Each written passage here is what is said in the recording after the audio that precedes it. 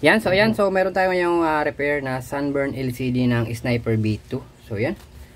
So yan. Hindi ko na sana ito i-vlog kasi napakadami ng tutorial talaga nito sa YouTube. Talagang napakadami na. So bale, ayoko na magdagdag. So ito lang yung idadagdag ko.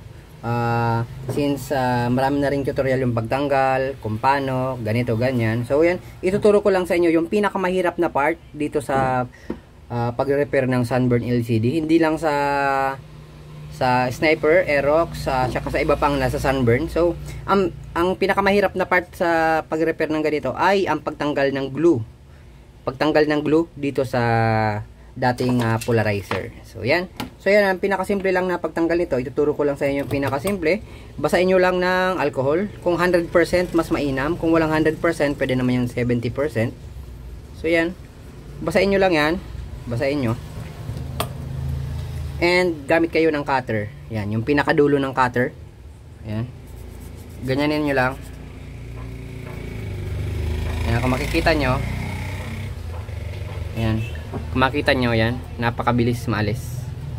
So yan, ito nga yung bandang gitna. Ilang kayod-kayod lang yan, tanggal na agad. So yan, ulitin lang natin. So yan. Pasensya na kayo, hindi ko na itututorial yung talagang buong process ng pagtanggal nito. Hanap na lang kayo sa ibang mga vlogger na nag-upload ng ganito. So bali, itinuro ko lang talaga sa inyo ngayon kung paano madaling matanggal yung glue dito sa likod. Kasi yung iba, ang tutorial nila is gamit sabon, tubig. So may prone kalawangin tong mga pins pag gumagamit tayo ng tubig. So tsaka matagal ang matagal siya matanggal.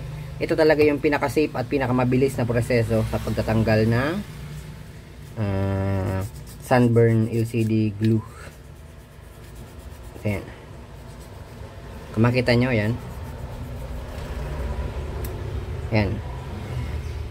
Yan, mabilis matanggal. So alam ko yung proseso na to kasi nagre-repair din ako ng cellphone. So nagpapalit kami ng glass ng touchscreen.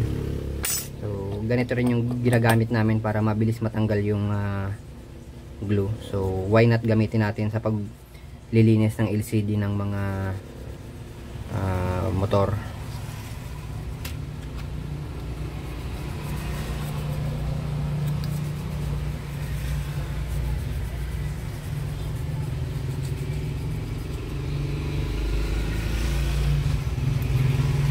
Ayan, natatanggal agad.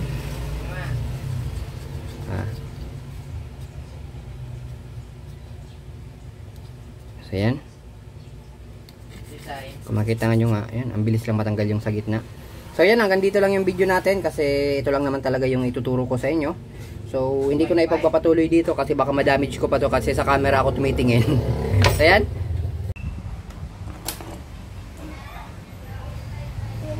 Ayan. Okay na.